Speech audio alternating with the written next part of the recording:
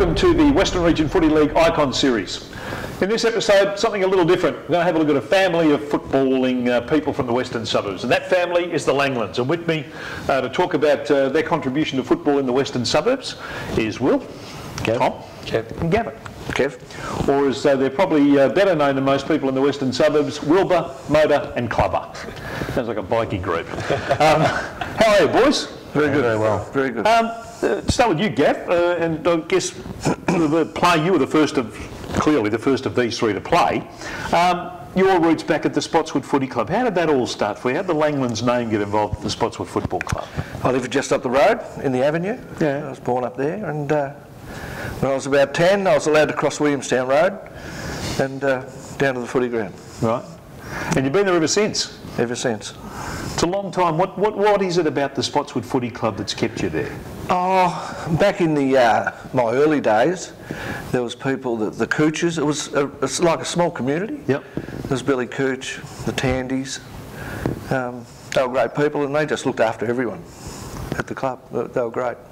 Spotswood's been successful almost from its inception. Now, it's been a successful footy club. You three are dripping with premierships and grand final appearances. I mean, how many did you play in a row, Will? 7 or 8? Played in 8 grand finals in a row, yeah. 8 senior grand finals in a row. That's quite unbelievable. Sounds ridiculous, isn't it? It is ridiculous. Fucking. Well, not really. I mean, obviously you've got to be good enough to be in the team, and obviously the team's got to be good enough to be in the finals. Yeah, and then you've got to be good enough to get to a grand final. Yeah, very true. I guess, yeah, look, through luck, and I guess the biggest thing is how I wasn't injured for sort of any of those years too.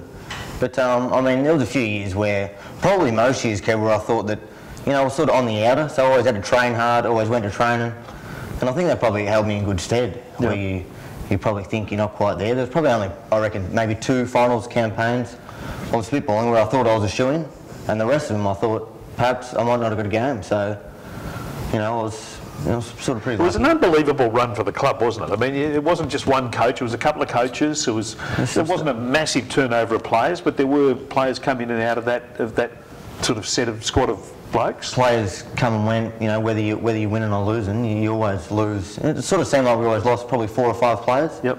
But it sort of all started with Lukey Theodore. In 2007, he sort of took over and just did it his way, really, which was what we needed. He was an outsider. He came in, did it his way, and you know, we were the fittest team by far that year. Yep. Probably, you know, sort of man for man, we were very similar to Port Colts, I reckon. They were a great side, and they were good throughout, you know, 07, 08, 09 with us.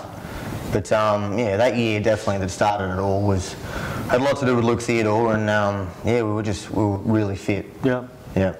Tommy, you obviously started at Spotty, and then you went away and played at a higher level. Yep. Did it feel funny not having a Spotswood jumper on there for a few years? I won't say it sort of felt funny. You know, I played at the Jets and then obviously at Williamstown. Yep. And that's always sort of, you know, it's rep footy, you know, unless you're there for 10 years like someone like, you know, Ben Jolly.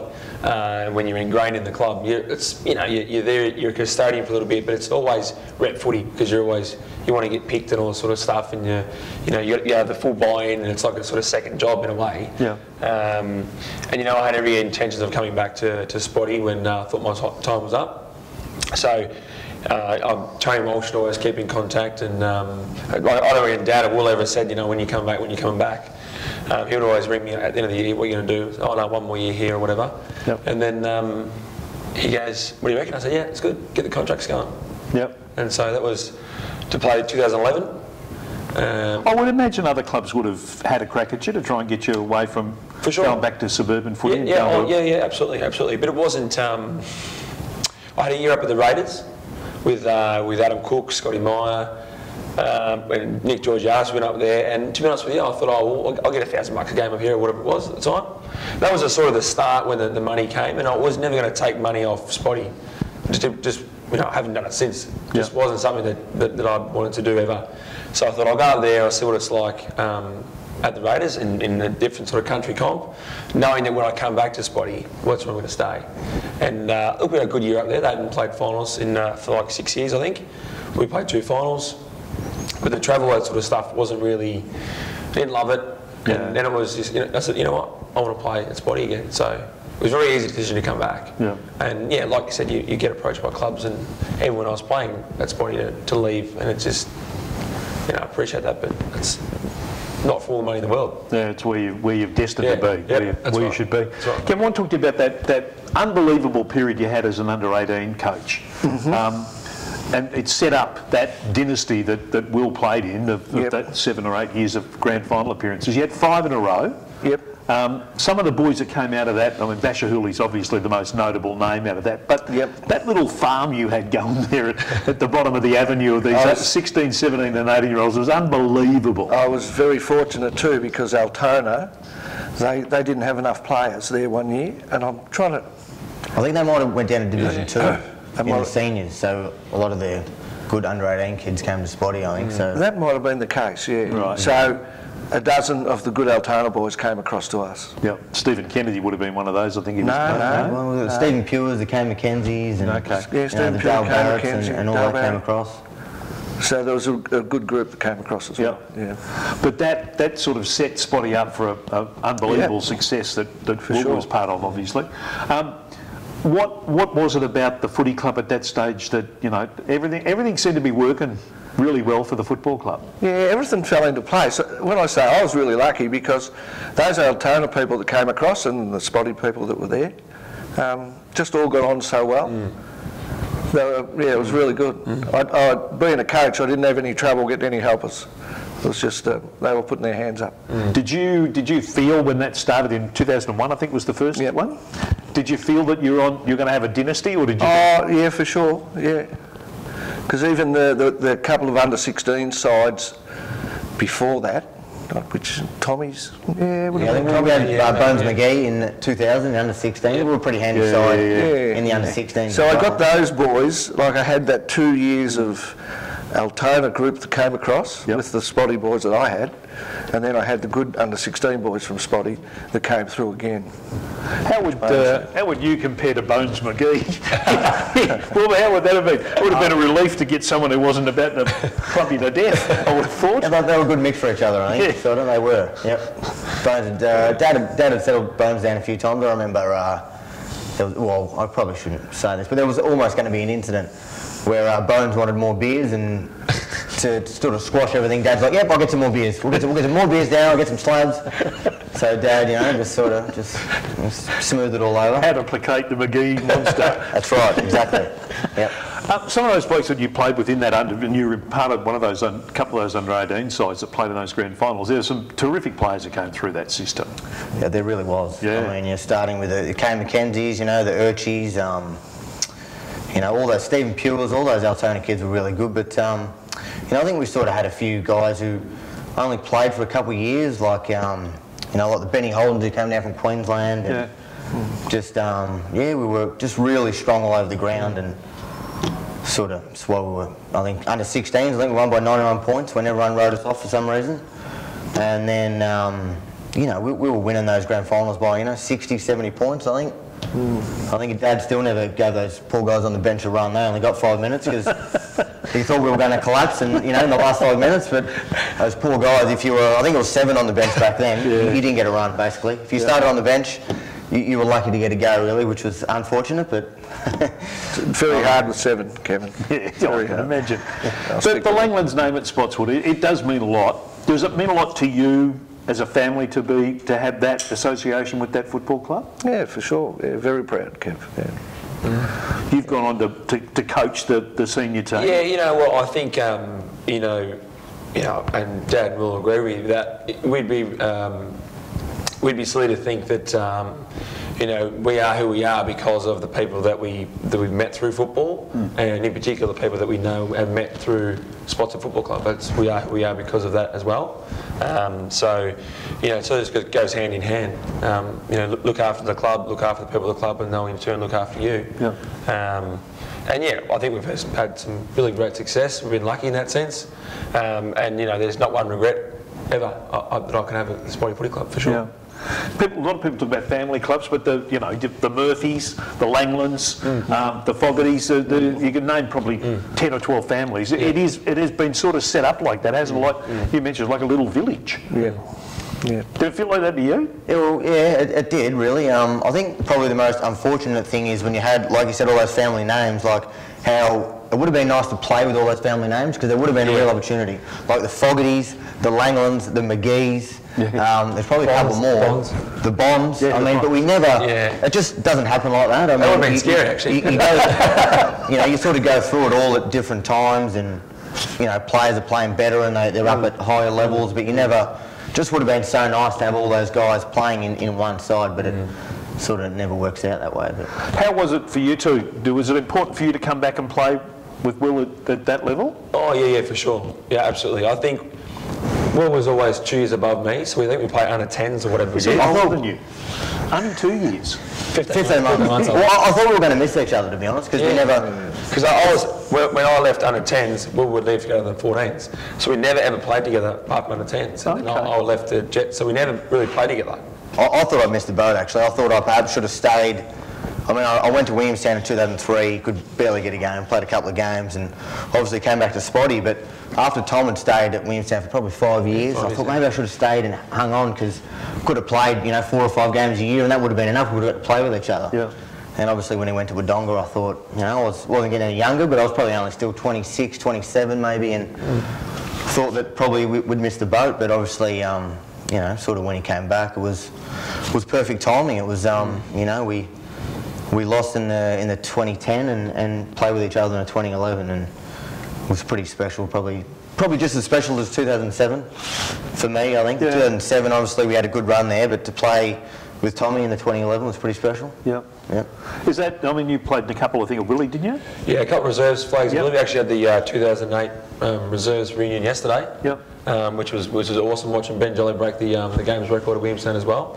But I think 2011, that's probably my most special football day, just purely because the Spotty, we were on the flag together. Dad was watching all that sort of stuff. He clocked it, I reckon. Yeah. So. Well, looking back on those 18 flags, is there one of those 18 flags that stands out to you? There were some cracking games in those 18 finals games. Yeah, there was some really good games. I think probably the first one. Was 2001 was probably because 2001 in 1999 we didn't have an under 18 side, I don't think. Wow. So I coached in 2000. And we actually ended up with 2 sides. Gary Hughes coached a B side, and then again, I think the following year and that first year, 2001. Yeah, it's probably a good one. Fancy having a B side in the 18s these days. Only got 5 teams in the whole comp. When you were touching on it before about what made those under 18s flags and the culture there. Because everyone was sort of lived local or whatever it was, and at that age everyone still needs their parents to drive them around. You're not really that independent as yet. So naturally, as I played the Jets at that time, whatever it was, all I did was just see Wilbur and his mates together the whole time. Yeah. All they do on Friday night together, Saturday night together. So it was just this constant, and you just have that really awesome bonds because there was no phones and internet and all that sort of stuff 20 years ago. Yeah. So I think that the guys were so close, just outside looking in. That's probably why we've had that sort of long success. And that's why it's so great, I guess. I don't know if kids have that these days. Yeah. What about senior football now? I mean, you're out of it now. You haven't played this year, but you're not that far out of it. Has it changed in a bad way? Is money the root of all evil at local footy, or not? Look, I think... or is that just an easy cop-out? No, it's not so much an easy cop-out. Things are going to happen, and money will have influence. Obviously, the point systems, it's going to take effect sooner rather than later, and it will change the way people do it. Yep. Whether they can monitor the money, there's a salary cap, all that sort of stuff. That will naturally, go a certain way, and people will stop changing sides as much as they used to. So it's not one of those things that's going to happen overnight, but in 5 or 6 years' time, we might see it be a whole lot fairer and less about the money. Have you started to see more of the kids kind of coming back to the club now? I wouldn't. Certainly seen to Altona, they've got a lot of their juniors. Yeah. But I think that if you do have a player that played at VFL or AFL, it's a bit easier with that everything else externally, it's a lot easier to pull them back to the club. Yeah. Which is where you want them to play anyway, to be honest with you. Yeah. You want people to go back to their home club and play. You sort of don't get people sticking around the club anymore though. Like Saturday after footy, most kids are just out the door. Yeah. We've obviously got better stuff to do that we don't know about. But Well, even with our young boys, it's just, I know I got 21st, I got this, I got that. It's like, you guys want to stay and have a couple of pots? No, we're going. You know, and we have our nights where they all stay and all that sort of stuff, but you know, when I was 20, we played at Williamstown. We just, same blokes, we're down the rifle. That was what we did. Yeah. You know?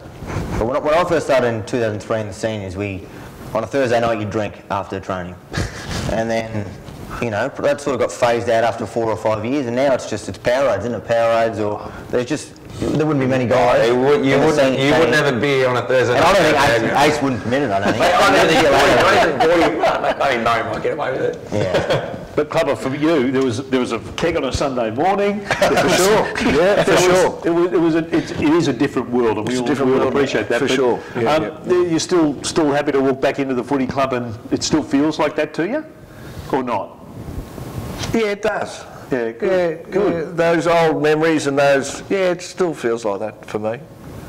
That's good. And I mean, to stand there and look at the honour boards and see the names and all that, that's the best part of local footy. Yeah. Oh, the very special thing about Spotty is the fact that for as long as I can remember being at Spotty, since we're 3 years old, punched on behind the goals, I remember the same people. The same people, they're still there.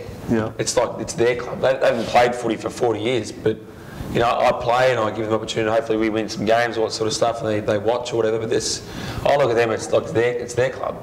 You know, it's. I love our club rooms, to be honest. Just see, it's the only club rooms you can actually watch the footy properly. Yeah. Out of all, the 16 teams or whatever there is, it's just it's brilliant. Yeah. And the photos up the top. Photos up the top. The honour boards, like it's just. It's getting a bit old now, but. Yeah, I wouldn't change it. You have to burn it down again. Oh, we might burn it down again, Kevin. Here's an exclusive for you. I don't know what happened. What is 2011 your fondest memory? Does that stand out above everything else? For me, it does. Yeah. Yeah, definitely. I mean, for 2007, Kev, was when we broke a 12-year drought. Yeah. So, you know, we hadn't tasted the That was a hell of a success team too.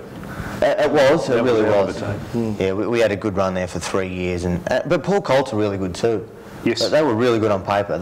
We just sort of had the wood over them. But just for Luke to come in and shake things up and do it his way, and just probably sort of get it running a little bit differently, and it was just massive effort, and just really kick-started that sort of whole dynasty there. It was fantastic. Won't be many blokes who'll get to play in 8 grand finals in a row, wouldn't it? I think you might have a little chunk of WRFL and Spotswood history there. Perhaps, maybe. I reckon. Yeah. I reckon you might have that. The Deer Park boys will be gunning for you. I know. There's not many of them. I know. They are getting close. What are they? Are they 6-timers now? They're running around with 6 this year if they get 6. 6, It's incredible, isn't it? Yeah, it is amazing. No one really expected it to last that long, but they've done so well. They really have. Yep. Kev, how many players have played 5 in a row? Is it half a dozen or is it? Oh, I don't know the exact number, but it's not many more than huge, that. Yeah, it's not many more than that. Yeah, wow. It's incredible, isn't it? Yeah. So how many premierships all up have you got from go to woe, from under 9s right through? Well, I got 16, so I won 3 from the 16s in the 218s, and 4 seniors. So there's 7 that I can truly tell you that's I can remember, and then I can't remember any 12s or 14s if we did. So I think it's just 7 all up. Only 7. Only 7. Yeah, it's awful. What about how many you got with the Willie ones? I got 2 reserves at Willie. Yep. Under 16s at Spotty, and the 2011. Okay. And some really nice close 1-point losses in a row. And we lost 2 by point too. Yeah. Correct. How many you got?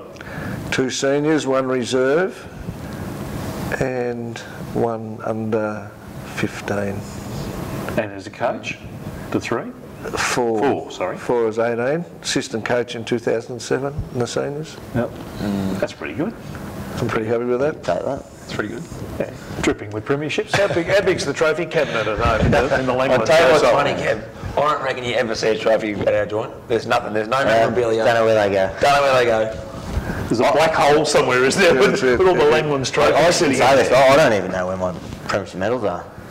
I think I've got one at home. I've got the 2011 one. I think I know where mine is. Yeah, but it's one of those things where those you know, even the jumper that you had, it's just, I don't know. Yeah. I know what happened, Yeah. you know what I mean? It'd be nice if you could find your medal, obviously, but, you know, the rest of it's, you know, it's up here. And, Yeah, they'll never take that away from you. No, it's fine. Your contribution to the Spotswood Football Club is well documented, and your contribution to the Western Region Footy League over the years, gents, has been well documented as well. We thank you very much for your time. Good luck for the future. Thanks, Kev. We'll see you out there Thanks again, I a lot, reckon, Kev. Wilbur. I think you will too. Good on you. Well done.